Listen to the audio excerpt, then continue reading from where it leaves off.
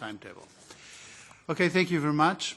We can now continue with our agenda. The next topic is the withdrawal of the United Kingdom from the European Union. We have with us Guy Verhofstadt to discuss with him the last developments.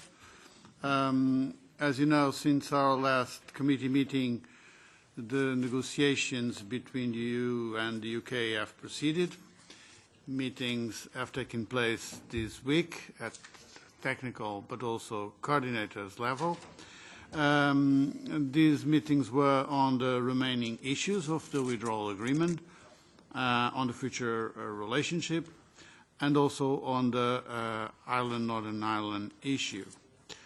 4 more rounds of negotiations will take place in the next few weeks. A substantial proportion of the withdrawal agreement is already agreed in principle, as we all know. There were substantial advances on the citizenship, financial aspects and transitions, and it also seems there are no step backwards. The main issues of the withdrawal agreement which are outstanding are parts of the separation provisions, still the general rules on dispute settlement, including, of course, the role of the Court of Justice, and the Northern Ireland issues. An essential issue of the withdrawal agreement, which is very important for AFCO and is not yet agreed, is, of course, the institutional framework, including the governance of the agreement and the dispute settlement. These are main aspects of the negotiations still continuing. Now, I will give the floor to Guy Verhofstadt in order to get the latest information, and then we will have an exchange of views in our committee. You have the floor. Thank you very much, Chair. First of all, thank you very much for the opportunity as Chair of the Brexit Steering Group to debrief the AFCO, as AFCO is the leading committee in this important file in the European Parliament. And I know that your Chair, Mrs. Hübner, informs the AFCO members on a regular basis. But I think it's very useful also that we make an update, because the last debriefing I did here in the AFCO meeting was on the 27th of February already. As you know, we have in fact 3 work streams in this in Brexit. First of all, the further conclusion and work on the withdrawal agreement. Secondly, the transition, what formally will be a part of the withdrawal agreement. And then third work stream, the future relationship between the UK and the EU. As you know, a withdrawal agreement has been presented on the 28th of February and has been based on the joint report that was agreed between the 2 negotiation teams in December.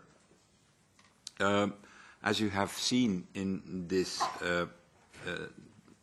text of the withdrawal agreement, approximately 80% of the items are put in green. That means that there is an agreement between the negotiation teams.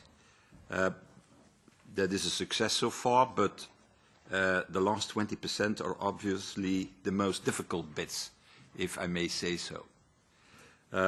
And it concerns especially 3 elements that I will mention and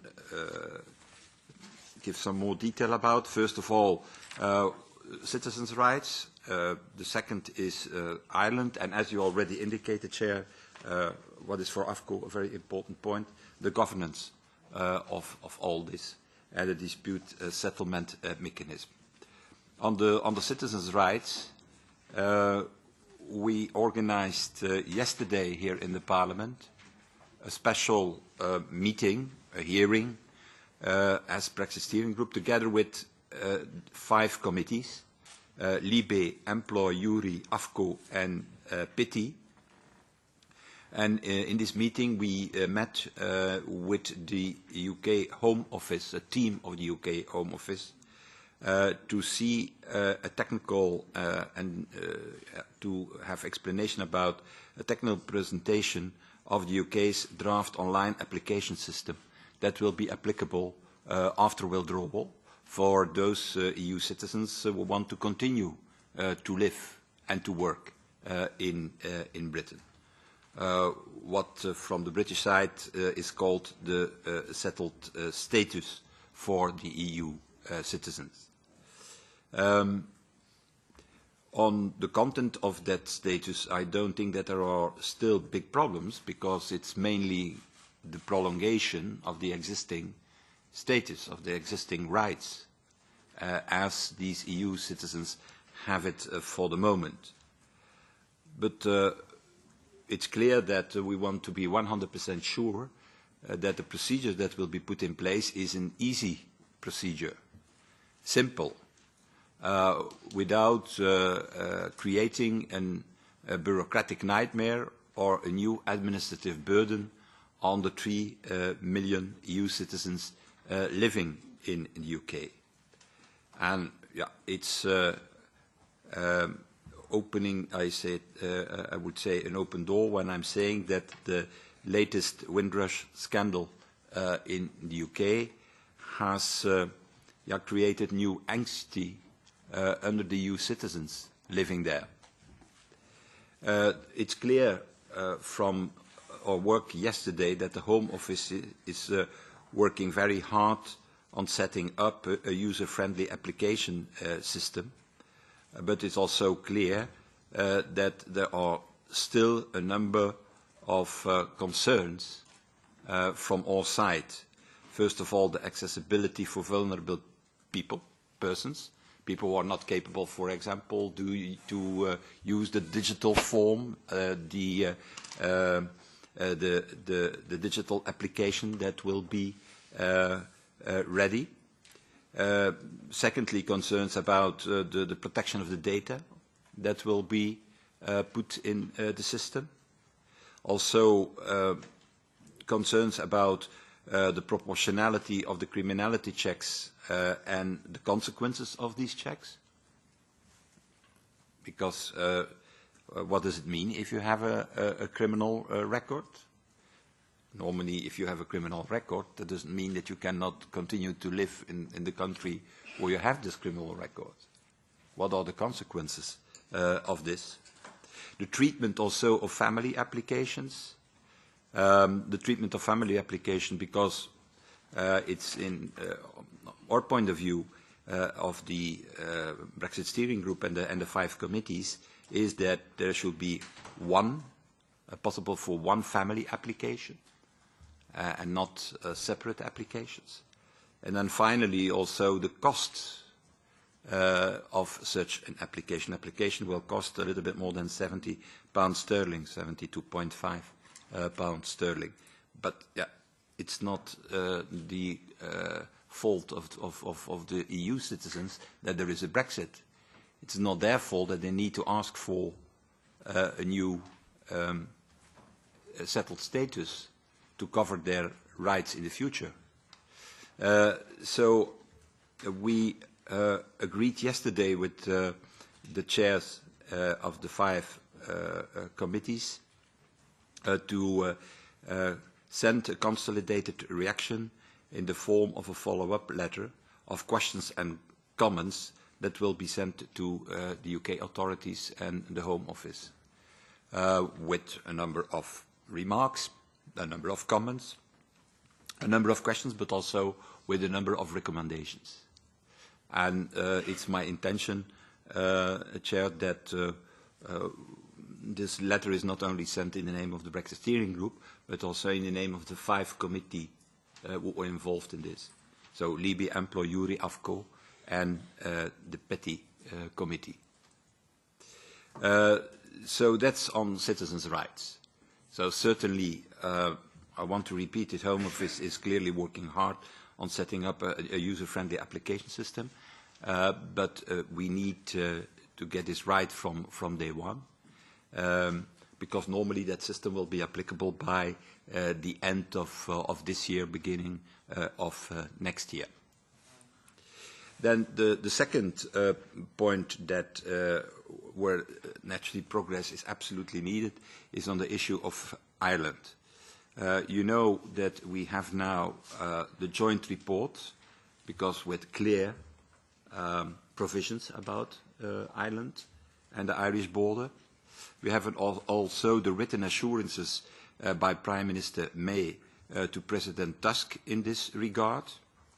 The guarantee of no hard border, the preservation of the North-South cooperation, and also in that letter the agreement of Mrs. May with a backstop if there is no other solution found to avoid a hard border between Northern Ireland and the Irish Republic. And this backstop, you know it, the backstop is envisaging that Northern Ireland should effectively remain within the customs union if no other solution is found to avoid a hard border. It's clear that the ball is now on the side of the UK to come forward with a satisfactory solution.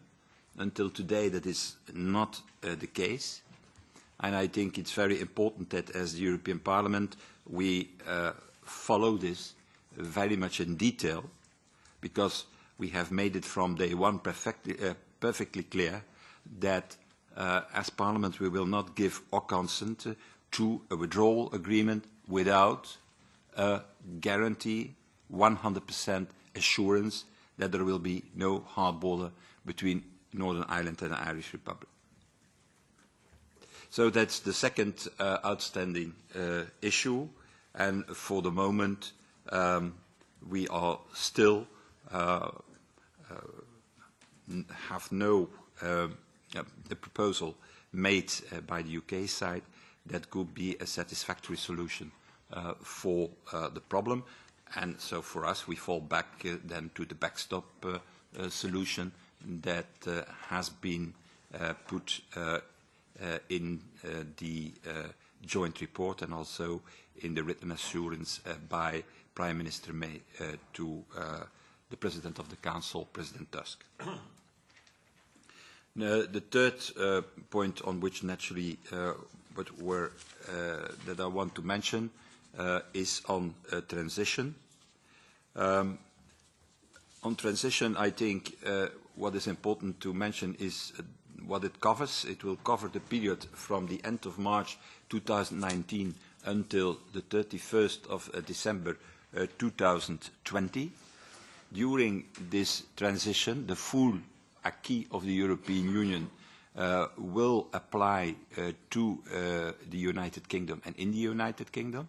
The only difference will be that there will be no longer a participation of the United Kingdom in the EU institutions and in the EU decision making. You know, I repeat it, I said it already, that the provisions on transition are formally a part of the withdrawal agreement. So that means that there is only an agreement on this transition period if we successfully conclude, naturally, the Article 50 agreement in the coming months, and this within the next 11 months. It's important also to mention that concerning the EU citizens arriving in the UK during the transition period, it's clear that they will enjoy the same rights and guarantees as those who arrive before Brexit. And that's important because at a certain moment there was some doubt about this, that citizens arriving after the withdrawal date of March 2019 during the transition should have the same rights as the EU citizens already living there. So it will be the case. There will be no difference for a EU citizen who is living there before withdrawal or an EU citizen entering in the UK after the withdrawal date and before the end of the transition. My last point of my report, Chair, will be about the future relationship. As you know, this is also maybe the most important point for the future, because as we all know, we need to have also a joint declaration, a political declaration at least, on the future relationship as an annex for the withdrawal agreement. That's the letter and also from Article 50. As you know, we have produced with the European Parliament, based on an input from all relevant committees, a very extensive, I should say, resolution or fourth resolution concerning Brexit, which was adopted, as you know, by our plenary on the 14th of March with, may I say so, a very large majority, 544 in favour, 110 against, with 51 abstentions. So it's an enormous, huge majority. And this resolution followed a number of seminars that we organized together with the European Commission in the first trimester of this year. And we invited to the seminars naturally all the committees involved in these different matters. As you know, what the resolution of the European Parliament tries to do is to bridge between, at the one hand, the red lines of the UK, and at the other hand, the principles of the EU. We did that by proposing an association agreement between the European Union and the UK, based on Article 8 and Article 217 of the treaty. An association agreement that will be based on 4 pillars: a trade and economic pillar, a pillar on foreign policy, a pillar on internal security, and then a 4th pillar on thematic cooperation. Can be our cooperation in Euratom, can be our cooperation in aviation in the future, could be the participation of the UK in Horizon 2020, in Erasmus, and so on.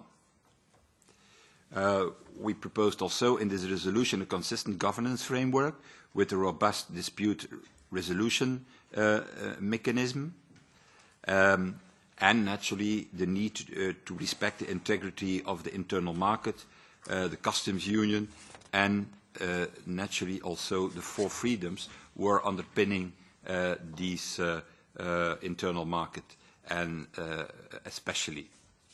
And finally, we also reiterated that a solution on the Northern Irish question needs to be found that ensures no diminution of rights, that preserves also the cooperation between North and South, and that avoids, as we know, a hard border. The Council, from their side, adopted guidelines, as you know, that happened on the 23rd of March, based on the same principles. But there is quite a difference. The guidelines of the Council are only reiterating a number of principles, why we, in our resolution, with a resolution of 65 paragraphs, have gone more in detail, showing the way forward, where you can bridge the red lines of the UK with the principles of the European Union. I think it's also important in this format, Chair, to underline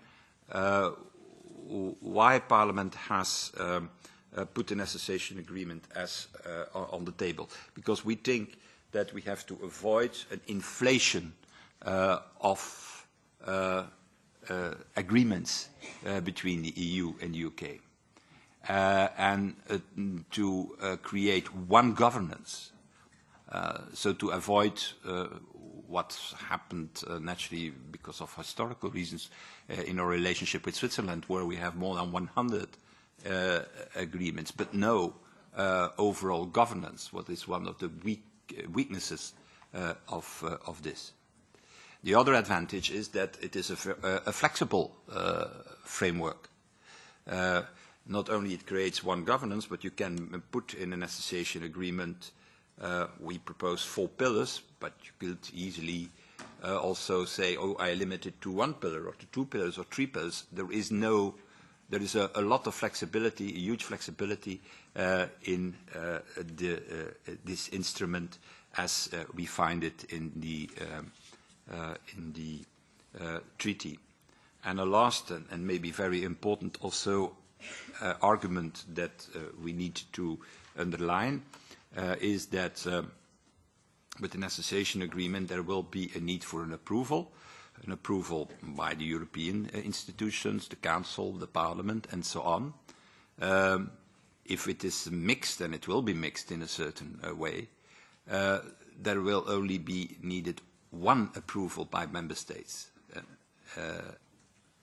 ratification by Member States. If it are 10 or 15 or 20 different arrangements, then we're going to be in a ratification process for years, while with an association agreement, one approval will be necessary. And moreover, and that's also important, an association agreement can already be applied before the ratification by the Member States, what is also a huge advantage compared to other arrangements we could make.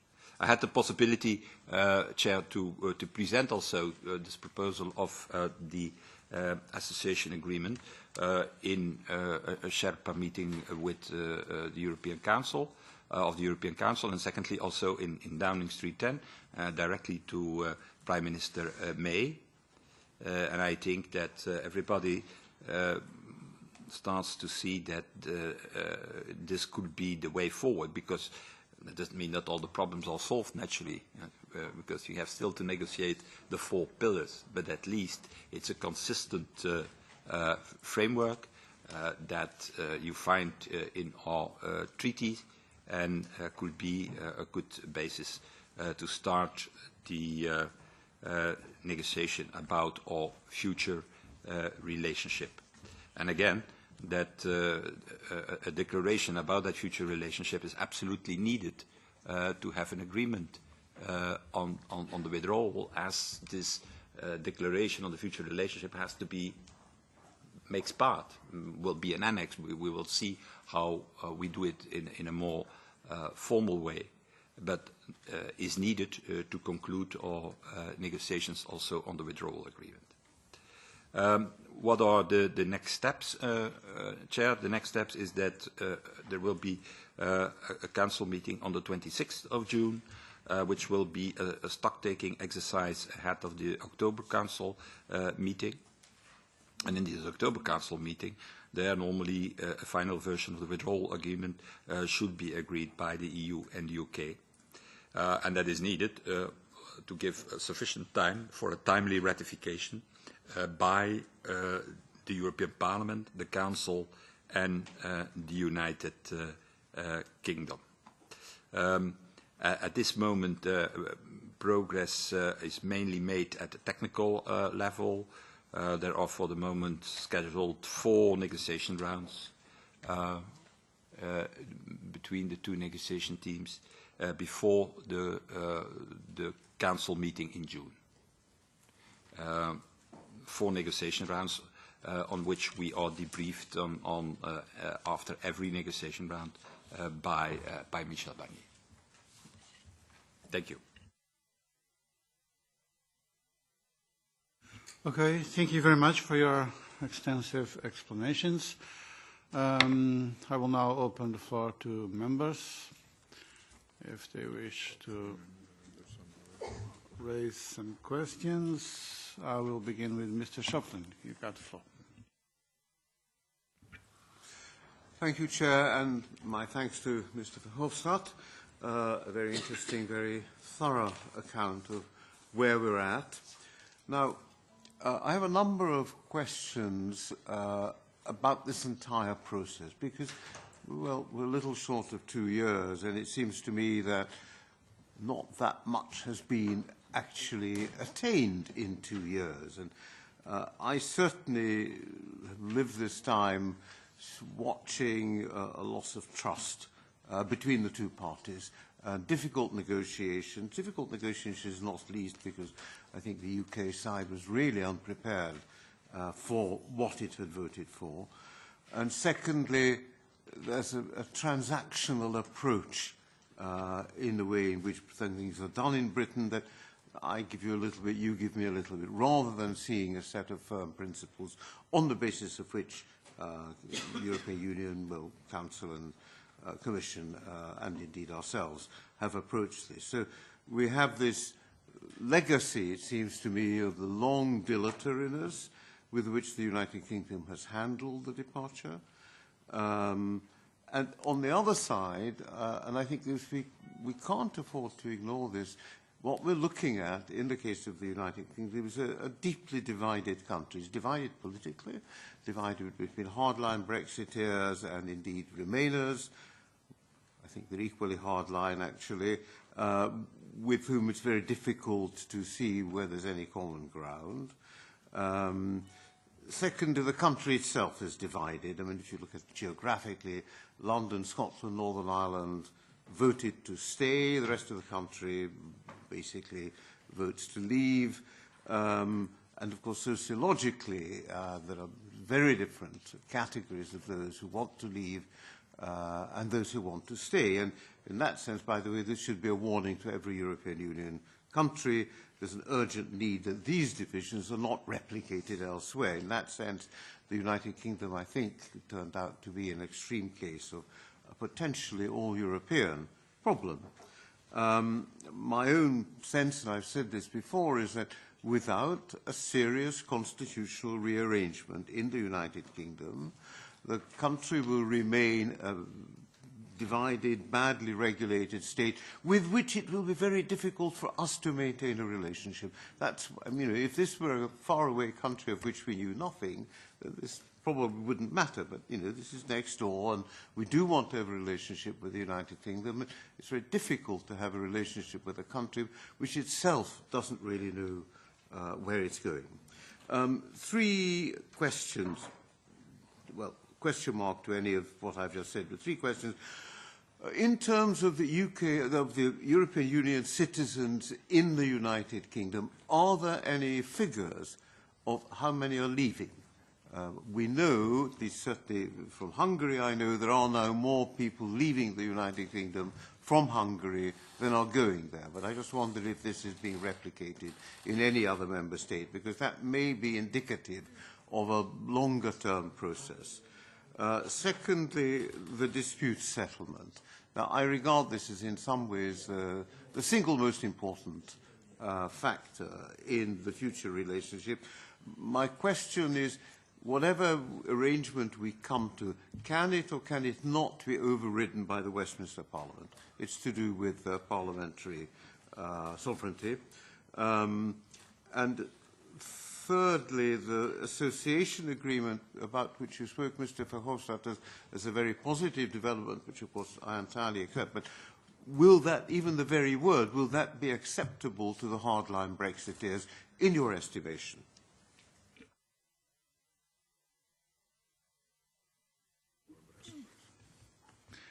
Thank you very much. I will continue with my list of speakers. Now, Mrs. Mercedes Bresso.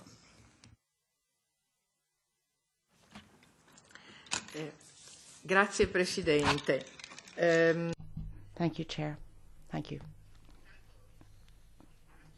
Well, I'd like to thank our colleague, Mr. Verhofstadt, because I think he's given us a pretty clear picture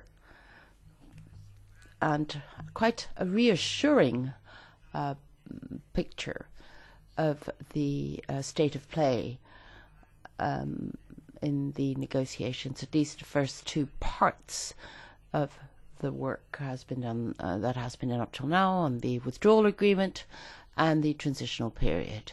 So on these two matters, I believe that we have reached some solid ground, and it seems to me that there will be a final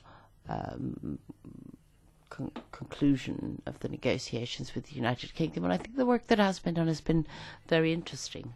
Let me, however, make a couple of comments on the complex matter, very important matter, referring to the future, that is the framework of future agreements. I believe that the idea of putting forward an association agreement is a good thing for the many reasons you've mentioned. You'd have single governance and you would be avoiding the Swiss situation, which is so chaotic. And also it would allow you to have a ratification procedure which is pretty simple to control, which is acceptable in terms of the time limits, and which is less complex.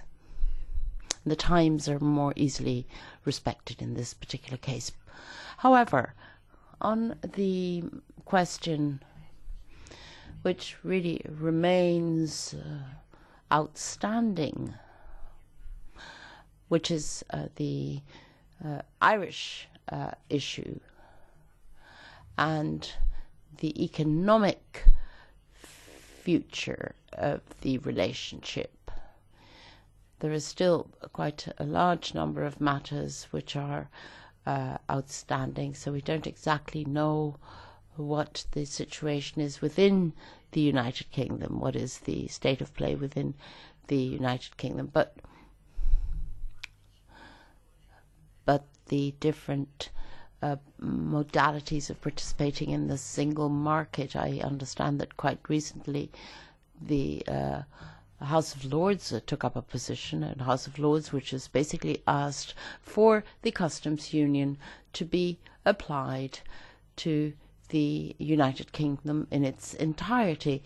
That would be extremely useful to solve the Irish problem, because it would really be a default position and it would solve the Irish problem. But at least as far as the negotiations are concerned, have you received any signals at all as to what the position is in terms of what the House of Lords decided?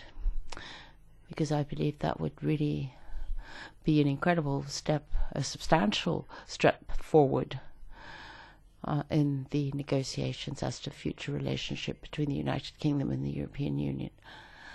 And it would be an important point to understand. And then a final question. In the transitional period,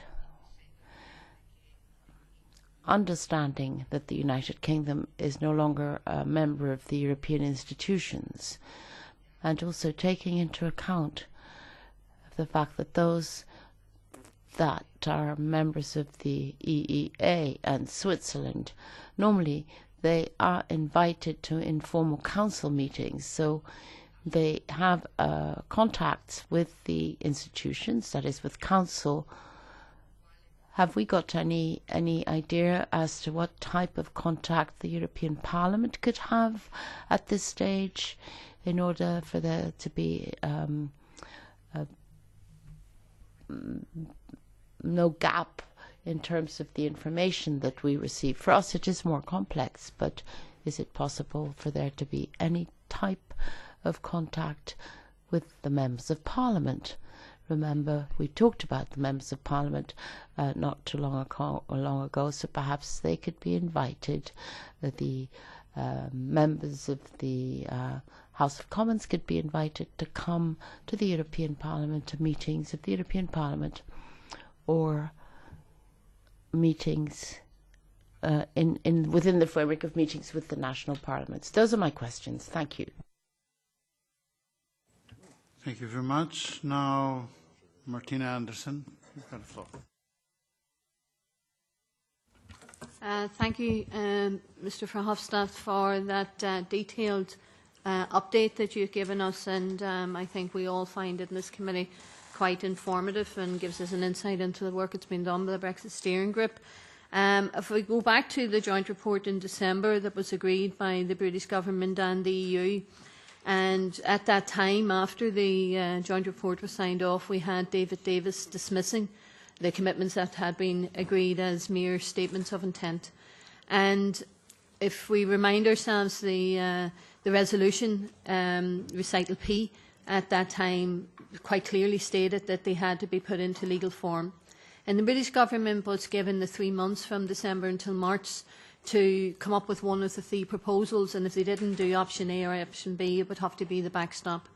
We then, as you reminded us, have the letter from Theresa May confirming and committing to the backstop, and the backstop appeared in the withdrawal agreement.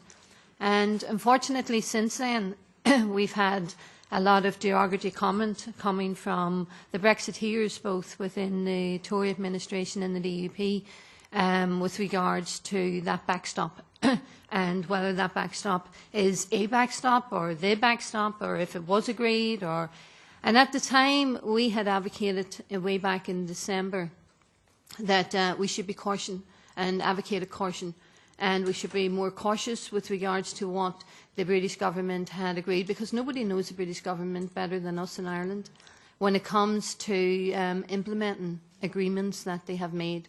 And we are in a situation that there are still outstanding commitments to the Good Friday Agreement that has yet to be made, and hence the reason why we were advocating caution. And I think that has played out to be and should have been the best approach for us all to take, because, you know, even today in the Irish Times, you're having comments from the DUP with regards to the Irish Government and what the Irish Government has agreed in this backstop, and, you know, sending a warning signal to the Irish Government about the future relationship, that they needed to back off this backstop, you know, in pursuing that, even though in the one hand you're telling us we have the letter, the commitment from the Theresa May with regards to the backstop. So I just put that into the Brexit Steering Group, because in the one hand they're saying something, and then in the other hand they're doing something completely different. And I think the problem is the negotiations haven't stopped in London with London. So, you know, they're still in that conflict among themselves, and therefore they haven't really negotiated with the EU yet. In relation to the backstop, taking on board the commitment that has been given by Theresa May, if that's what it is, in the letter and in the joint report, and I know the Irish Government is standing quite firm on this, as is the EU, with regards to unless and until something better, it is a backstop. I'm concerned that it doesn't capture services. And we've had, for instance, comments made that maybe medical care would, for instance, be dealt with within the common travel area. I think we need to remind ourselves that the common travel area, the bilateral agreement between the British and the Irish, is embedded in EU law. So if that is the case, things like medical care, there would need to be specific legislation, a process for the North in order to implement and replicate EU law. So I don't think people should just say, well, that can be dealt with in the common travel area, as if that will be a given, because that is not the case. I was at the meeting yesterday and heard the concerns from the 3 million before we heard from the Home Office around its technological solution to how it's going to process people who have felt as EU citizens, as they were, and now feel like British migrants, and having to apply in the way they're applying in Britain. And I think the technological process that was given to us yesterday, despite maybe all best efforts, is almost like the technological solution that is being proposed for the border in Ireland that we had in August. It was dismissed, and rightly so. It was dismissed as not a workable solution. And we're still hearing this from the British Government, from the DUP, as to there should be a solution, despite the fact that it has been dismissed. The issue, and you reminded us, and thank you for that, about the resolution that we just signed off and the 544 MEPs who have done so, and that there would be no diminution of our rights. And I think that's one that we have to pay more due regard to. And I would ask if the Brexit Steering Group, in line with paragraph 52 of the joint report that was agreed, that people in the north of Ireland who are entitled to EU rights as EU right holders would be able to enjoy and access and exercise our rights, and that was agreed in the joint report. It's to find out and to ascertain what kind of mechanism is being put in place to ensure that those rights can be validated for those of us who live in the north who are entitled to have EU rights. It's not like we've gone to a third country. We have got a Good Friday Agreement, an international agreement that's lodged at the United Nations. And he asked if the Brexit Steering Group has looked for the annex of rights, because Annex 1 of the protocol had said that there would be a list of those rights, and we haven't yet seen that annex. And if we remember the issue that was agreed with regards to social and democratic rights, then there's an entitlement that this committee hasn't been able to deal with. There's entitlement for those in the north to stand for and elect an MEP, or two as the case would be. So, and I think that's, I know you have made reference to that before, about the need for an MEP in the north. And I think if we get, we need to have the political will to be able to make that happen, and that needs to be put on the table to be able to address what the Parliament agreed to, that the democratic and social rights of those in the north would be upheld in full. So thank you very much for your presentation today. Thank you very much as well. Now give the floor to Mrs. Scott-Cato. Oh, thank you very much, Chair. And I'm sorry, Mr. Verhofstadt, that I'm sitting directly behind you, so it's not very easy to ask you a question. I wanted to start by responding to Mr. Schöpflin and his comments about the divisions in British society, which of course are really distressing for a British person like myself. But I wanted to say that this is very much linked to the way the campaign was run, and it's worth everybody here investigating the current inquiries into the kind of techniques that were used, particularly by SCL Elections and their offshoot companies like Cambridge Analytica, because their stock in trade is creating divisions in order to win elections, and they've played exactly the same trick in terms of creating divisions to win the Brexit referendum. And obviously there's a very destructive consequence in terms of Britain, not just because we are now engaged in this process of very destructive process of leaving the EU, but also because the divisions remain behind, as they do in other countries that have been the target of SCL Elections. But I have to say that my experience and my knowledge is that actually the country is not geographically divided as you suggest. In most places the margin is within 60-40. The divisions are much more about class, education, and also this psychological profiling that SCL Elections used. But I wholeheartedly agree with you about the need for significant constitutional reform, particularly a written constitution, a democratically elected second chamber, and perhaps most important of all, a fair voting system. I've got two specific questions about your presentation, Mr. Verhofstadt. The first one is about the level playing field. Now, I attended a meeting with Mr. Barnier here in the Parliament about environmental regulation after Brexit the week before last, and I think he made it very clear that his negotiating guidelines mean that the future trading agreement will have a restriction such that if the UK attempts to undermine the current standards we have, which obviously are at the same level as EU standards, on any issue, whether it's tax, whether it's environment, whether it's regulation of medicines or whatever, if we attempt to reduce the level of regulation, then there will be repercussions in terms of our trade freedom and so on. So my own sense of what's happening here, and I think we put this very clearly in our own resolution as well, is that the UK will not be able to maintain any kind of close trading partnership with the EU unless we keep the highest standards of regulation that we currently have. And I'm really asking whether that's how you see it as well. And then my other issue is about a report that we're discussing in our committee, which we actually discussed on Monday, from Brian Hayes, which is about financial regulation with third country regimes. Now, since the beginning of this, since the referendum actually, I've been waiting for the City of London to come forward with a Trojan horse to attempt to get a kind of bespoke deal which will then undermine the unity of the single market. And there are some some kind of like approaches, I would say, in that report that make me a little bit nervous. For example, there's a suggestion that bilateral negotiations might be a better way of organising an equivalence regime for financial regulation than, bilateral negotiations might be a better way of organising agreement on financial regulation than the equivalence regime. And to me, it's very important that we maintain the equivalence regime as part of the unity of the single market. So I just wanted to alert you to that and to make sure that we don't allow a Trojan horse in through the back door there. Okay, thank you. I have two more speakers in my list. Ramon Jauregui, you've got the floor. Yeah. Gracias, Presidente. Thank you, Chair. First and foremost, I'd like to thank Mr. Verhofstadt for the update, very precise and extensive information. I have 3 comments on 3 issues that concern me. Firstly, citizens' rights.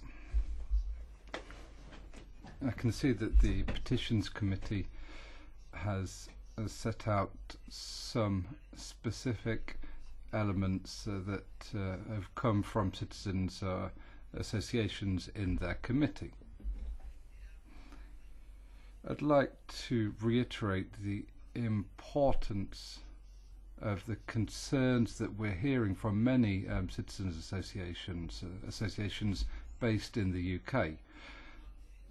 Their concerns focus on the fact that the UK is providing this settled status, this settled residency status. They're concerned about the procedures that the UK will come up with to provide this settled status, and that these procedures will be so bureaucratically complex that certain legal residents will not meet some of the requirements, whether that's in relation to criminal record or whatever aspect. So that's a first major concern that we have. Secondly, relatives and right to movement that the relatives will have, and the consequence of what I've just said, the very hostile situation that European citizens will find themselves in, those European citizens who don't have the settled status. These are concerns we're hearing when it comes to real exercise of rights for EU citizens living in the UK, and what will happen to those EU citizens who don't achieve or don't receive the settled status. That was my first question. Secondly, I'd like to pick up on something Ms. Scott was saying. The association agreement needs to be an agreement that includes very serious commitments in the area of taxation. The UK has some tax areas that lack transparency. Maintaining these opaque tax areas could be a way of undermining tax systems in general. And obviously this could have an impact on the rest of the EU. I say this because in the European Parliament we've been working for over 3 years on a policy where we'd like to see international tax policy which is fair, and this is building on work on the Panama Paper, LuxLeaks, etc., etc.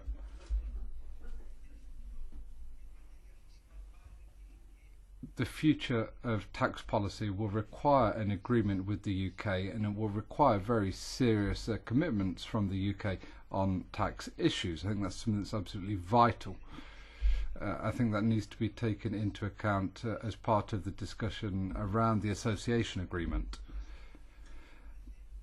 Now, my third point, I think the association agreement is something crucial. I agree with you on that. It's the logical way of achieving this framework for future relations with the UK. One single agreement, one single framework, and everything can be linked into that. my question is, prior to 2020, if that's not formalised,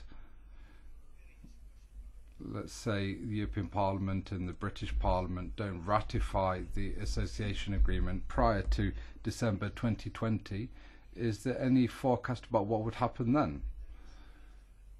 Final point, just a quick comment on Gibraltar. Now, you'll know that the guidelines which were drawn up by the Council and also the European Parliament's first resolution provided a mandate for the UK and Spain to find an agreement on the future of Gibraltar, the framework for the relationship of Gibraltar. Gibraltar is leaving the European Union along with the UK, and the UK and Spain need to find a way of coming up with an agreement for the future of Gibraltar. Now, there was in Spain, at the beginning, an attempt to benefit from the circumstances to raise the issue of sovereignty for Gibraltar. Now, this could be considered justified in certain ways, but obviously it was going to take us down a dead end. It wouldn't lead to a solution. Luckily, in my opinion, Spain has taken a more pragmatic approach. In these discussions with the UK, Spain will not take this maximalist approach. It will not raise issues of sovereignty, and I think that's absolutely reasonable. Spain's taking a pragmatic approach. You know, I'm aware that the UK and Spain are negotiating on this. There have been a number of meetings, and that's a good sign. However, the agreement with the UK will have to include a range of issues for the ROC, as it's known for Gibraltar, about how it operates and how it lives and works with Spain. Firstly, tax transparency. It's very important. We have this impression that Gibraltar is opaque in terms of tax issues, and it undermines the Spanish tax system. So Spain wants to see transparency. We also want to see agreements for the use of the airport, of the coastal waters, and also for agreement for communication between citizens. I think this is important, but I want to stress the importance that this agreement has a range of points about how Gibraltar, the ROC, links to both the UK and Spain. Thank you, Chair. Thank you, Ramon. I'll give the floor to Mrs. McGuinness. Thank you, Chair, and thank you, Mr. Verhofstadt, for your patience and the detail in which you presented this morning. I suppose what I'm reflecting on is what my constituents along the border are feeling at the moment, which is a deep sense of unease about the lack of progress on finding a solution. And I know that we're very fixed on doing that, and we're very willing to find that solution. I very much welcome that David Davis, MP, came to the border region this week. And if he's coming again, I'm very happy to meet him at the border so that we can have a conversation about these things. I'm a little bit troubled by comments made by our colleague here, Diane Dodds, in a newspaper article this morning in the Irish Times, perhaps suggesting that the Irish government is, as she writes, quietly falling into line with the EU position, and language that really doesn't help us find a solution for people on the ground. On the other hand, I would ask Diane and her colleagues in the DUP, who are very powerful at the moment in the United Kingdom, to please use their power wisely and responsibly, and to think carefully about what could happen next. It is in the interests of Northern Ireland and the European Union to solve the Irish border issue, because there are bigger things at play here, and there is a Good Friday Agreement that we need to protect and defend. So while I read and take on board, I'm going to rise above all of that and hope that the British Prime Minister will deliver on her commitment. She has been very firm that she will do that and that we will find words for this backstop, mindful that we all want the first option to work. We want a really good trading relationship, partnership, whatever we call it. And I do note that Diane Dodds talks about a new customs partnership and an ambitious free trade agreement. We all can work with some words around this, but we have to see good faith. We have to see the backstop. And I hope that our quiet persistence on this and the work of Michel Barnier will deliver sooner rather than later. I'm anxious about it being left till October. I would prefer that this is done in June. The people I represent are also anxious, and they deserve better than having to wait many months for some certainty. Thank you. Thank you very much. Still a last-minute intervention by Mr. Betten. Thank you very much, Mr. Chairman. First of all, what we're listening to here today is people who don't want Britain to leave the European Union and will do everything they possibly can to prevent it happening. Well, I've got a simple question, but I'd like to just make a couple of comments, if I may, on what's been said before, because we've heard some things about division in society in the UK. Well, I can reassure you it's not as divided as you might think. There is a division between the people who voted to leave and the political class and the media class, especially in the broadcast media, who actually don't want us to leave, and themselves will do whatever they can to prevent it. But I can assure you that although I don't want another referendum, if there was one, the Leave side would win by a much bigger majority. Now, we've heard that we need constitutional reform in the UK, which is something I actually agree with and something I've argued for a long time. We need some kind of proportional representation. One of the political institutions that opposes exit from the EU, of course, is the House of Lords, which is doing everything it can to thwart it and prevent it. And they don't represent anybody but themselves, having been appointed. And, of course, there are a large number of people there who enjoy EU pensions and are not supposed to say anything against the EU under the terms of the pension that they receive. So I don't think it's a very fair system that we've got in the UK. And if it was reformed, you would find a much higher number of leavers in the House of Commons and in the House of Lords if they were elected on a proportional representation system. Comment on the way the referendum was conducted, and again, quite right, it was conducted unfairly, but for different reasons than my colleagues were saying. Over £9 million was spent on a booklet from the government arguing that we should stay in, which was sent to every household, where the Leave side had no such corresponding advantage or amount of money. We saw that the Chancellor of the Exchequer, George Osborne, was headed up a Project Fear campaign with the civil service behind him producing figures, which in actual fact now have been utterly and totally discredited. And instead of there being an economic downturn because of Brexit, we're actually seeing employment up and investment up. So these people misused the services of the state in order to advance an argument which has now proved to be false. So in actual fact, it was unfairly conducted, I agree with you, and it was unfairly conducted on the part of the Remain side, and nevertheless Leave managed to win. Now, my question is very simple, really. It's regarding this withdrawal agreement, the final version of it, and this proposed association agreement. Now, Mr Hofstadt, I think, said that this has to be agreed in June, by the 26th of June, with the Council meeting.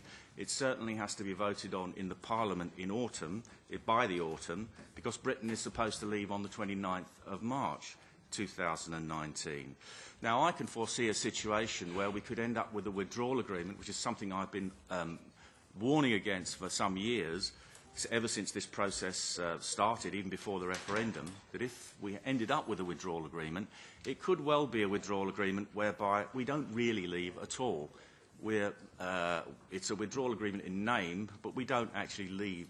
We stay in reality. And this is where we seem to be guided to now, not just by Mr Hofstadt, but our own government, who are caving in on everything and are completely and utterly useless in these negotiations. Now, my question is this. When that withdrawal agreement comes before Parliament, I can foresee that there will be people in the Parliament who will vote against it because they think it doesn't go far enough. And there will be people who vote against it, for example, something I might do, because it goes too far. So if it is actually defeated in the Parliament in the autumn, but Britain is leaving on the 29th of March. What are you going to do? What's going to be your stance on this? Because the British government stance should be then that we leave under our terms, not yours. But I'm very interested to know what you're going to do if this withdrawal agreement is rejected in the Parliament and we're back to square one where we were on the 26th of June 2016. Thank you. And now, as you can imagine, after Mr. Batten, I have a last minute intervention. Now, Richard Corbett, you got it. Thank you. I had not intended to speak in this debate because I arrived late and didn't hear the introduction and what had been said so far. But listening to the last intervention, I've been provoked, shall we say, to take the floor just to re-establish some balance. Yes, there is a demand that seems to be growing in Britain for a referendum on the actual deal once a deal is made on the withdrawal agreement, assuming one is made. Opinion polls show growing support for that. A campaign was launched on a cross-party basis by a number of organisations a week ago to argue for that. If that were to happen, it's by no means certain that it would go the way Mr. Batten suggested, that the public would vote again for Brexit. Again, opinion has not done what one would intuitively have expected. You would have expected public opinion to rally behind the result of the referendum held 2 years ago. People would say, well, we've had a referendum, it's settled, let's get on with it. That's clearly not happened. If anything, it's moving the other way. I had a meeting yesterday in London with a group of people who'd voted for Brexit and regret it and are demanding the right to reconsider. And that demand is growing because the emerging Brexit is clearly very, very different from what was promised by the Leave campaign. They promised that Brexit would save lots of money that would all go to the National Health Service. Well, Brexit is, in fact, turning out to be a very costly exercise. They claimed Brexit would not damage the economy, and contrary to what Mr. Batten just said, it clearly has damaged the British economy. Britain had the highest growth rate of the G7 countries 2 years ago. It's now got the lowest growth rate of the G7 countries. The pound has significantly devalued against the euro. The government deficit went up after the referendum and has added to public debt, even if, of course, the long-term trend is for it to go down. But there's been a delay in getting back to a reasonable balance in the budget. The Bank of England has had to do what's called quantitative easing, printing money, in the immediate aftermath of the referendum. I could go on and on. But the overall impression for the public is that Brexit is not delivering in the way that they were led to believe by the highly misleading Leave campaign, which Mr. Batten knows a lot about, of course. But, so who knows? There may well be a rejection of the deal by the House of Commons, in which case there will be a ratification crisis, in which case a referendum is one of the possible options that will no doubt be considered. And we will see. The feeling that it is not entirely a done deal is a growing one. Thank you very much. Thank you very much. Now I'm going to give the floor to Guy Verhofstadt. You have a quite extensive list of issues. You have the floor.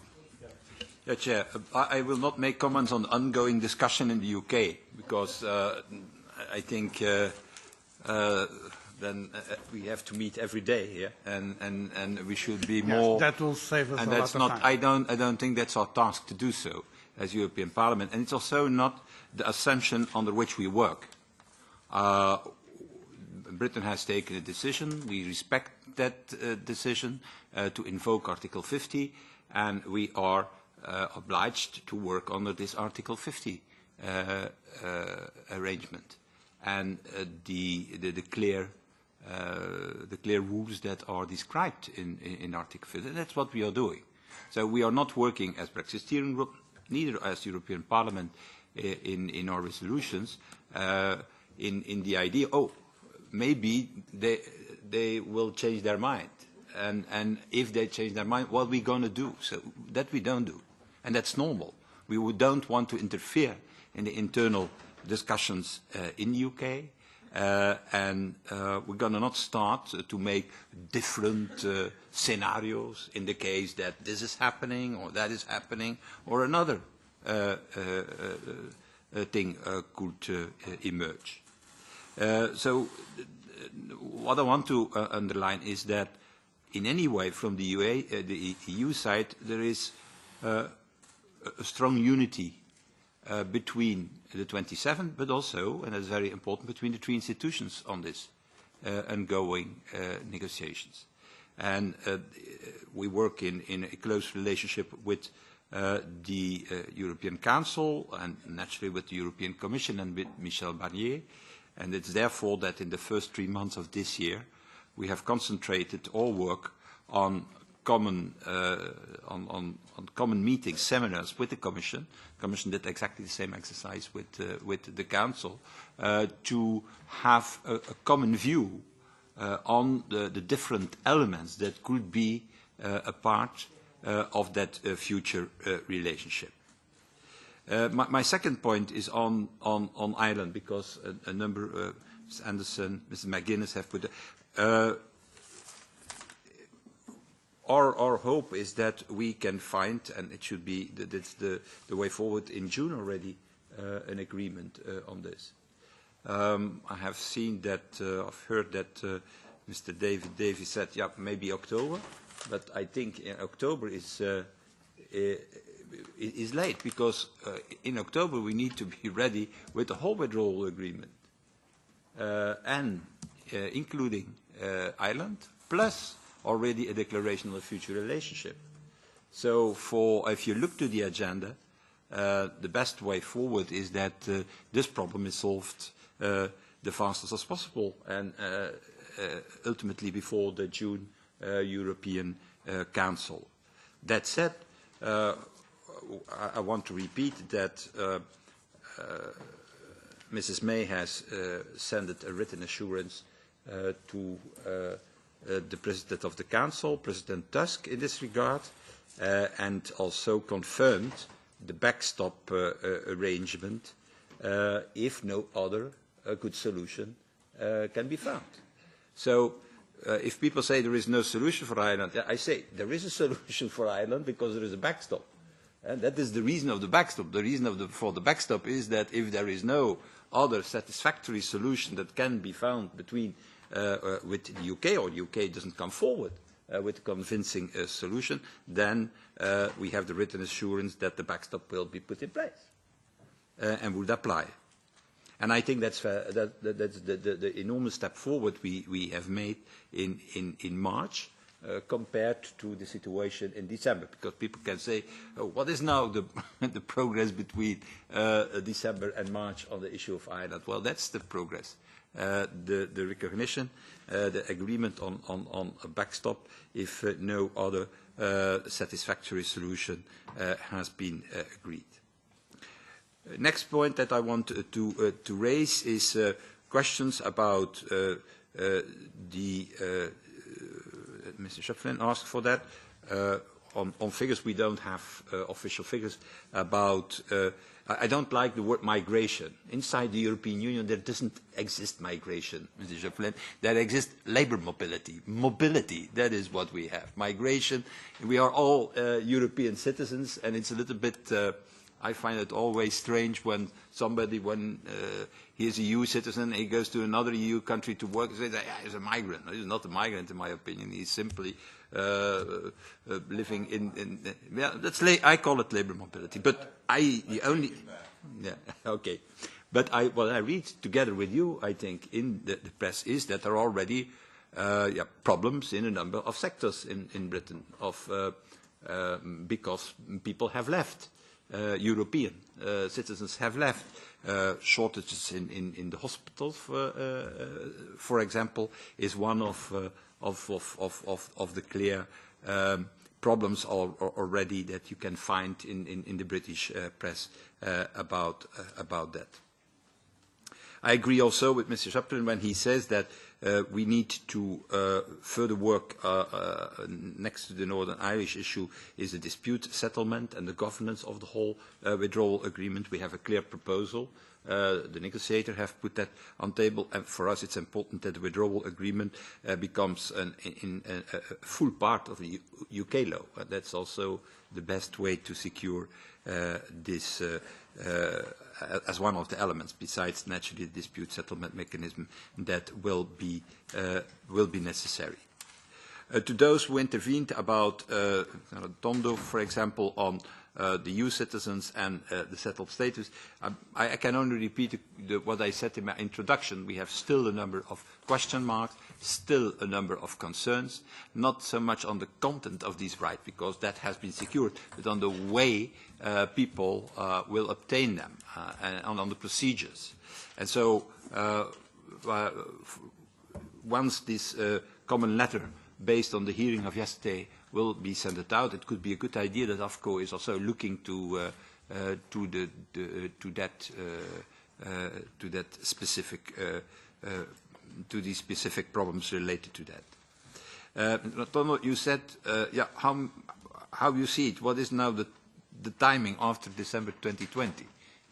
So I see it in the following way. If in October 2018 we need to have a withdrawal agreement, and as an annex of that, a declaration on the future relationship.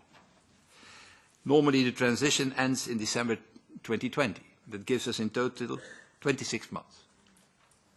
In fact, to what we call to discuss, to negotiate this association agreement. People can say 26 months is short. I am always saying 26 months in politics, it's nearly eternity. It's long. So it's that's the timing.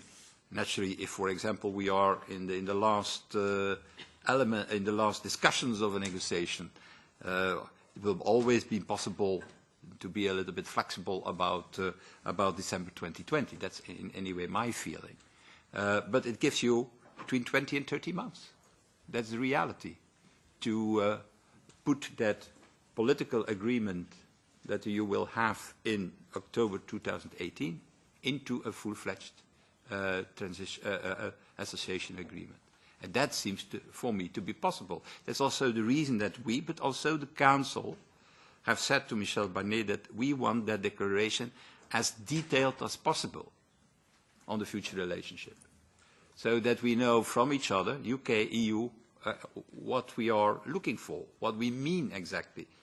What are the different building blocks of such an agreement, and in what direction this will go? So, from the side of the EU, there is an absolute priority to have such declaration as detailed as possible, and that makes them possible afterwards, between October 2018 and December 2020, in these 26 months, to put it into a full-fledged agreement, association agreement, with all the details that are needed.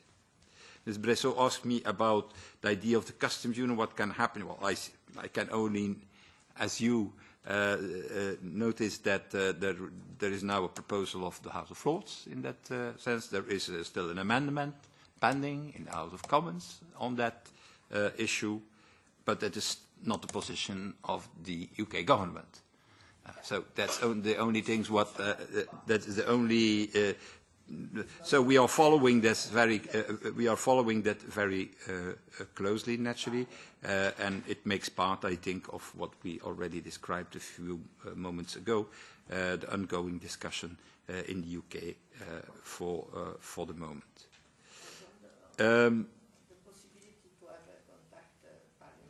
That was my next. That is what we have already. I have seen the special committee of the House of Lords a few times, 2-3 times. I'm not very good. I'm a lawyer in counting, so nevertheless I was Minister of Budget in the past. But I'm always saying, for that you don't need to know any mathematics. The only thing what you need to know is the word no, and that. I got a few contacts already with this committee of the House of Lords and also with the special committee on the House of Commons, Mr. Ben, who has now who came already 2 times with his full committee to the European Parliament. And I try to have these contacts also when I'm myself in Britain and in all. So these contacts exist. And you have certainly looked into the report that the committee of Mr. Ben has produced a few months ago, more or less, in which also they underlined the proposal of the association agreement in that report. A report that was being published more or less a month ago by the special committee in the House of Commons. Yeah, but and if yes, please. Yeah. I think we have the time. My question was, in the period, the transitional period, and also after, but this is a part of the agreement, could we have something as we have, for example, with the EIA or Switzerland, that means a specific committee of both the parliament, in this case the 2 chambers, which represent the possibility for the European Parliament and for them to have a direct exchange in this period on the going on process of the, for example, the association agreement. I think it could be useful, and is what we have with all the associated members. Okay, thank you. Exactly. It's certainly, when we have an association agreement, then there will be a governance. That governance will have also a political chapter, where there will be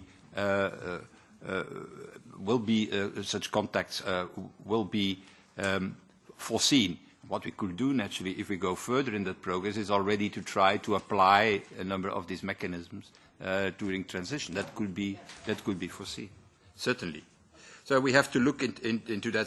First of all, we have to start about negotiation about that future relationship, and that is not the case today. Maybe I may end with questions that Mrs. Scott Cato has put forward on the environmental standards and the social standards. Yeah, we will do everything what is necessary, and that's also the position of the negotiator, that there is no lowering of the standards during this negotiation, and that there is a level playing field that guarantee these standards. And finally, on the financial regulation, I can only confirm that the position of the European Union in this regard is to have a system of an equivalence regime. That means concretely that when the rules in Britain on a certain type of a financial product are more or less in line with the rules in the European Union, we have the possibility to authorize the import of that product, of that service in the Union. But that gives us also the possibility that if there is a change in the rules in Britain, or there is, for one or another reason, a need to intervene, that we can stop this and block this authorization. So equivalence regime is the way we look as the model for the financial services in the future. So I think, Chair, I have responded to most of the about the seat. Well, maybe we have to send that to the Irish government now, because all those with living in Northern Ireland who still have a passport will be an Irish passport and will be part of the electorate of the Irish Republic.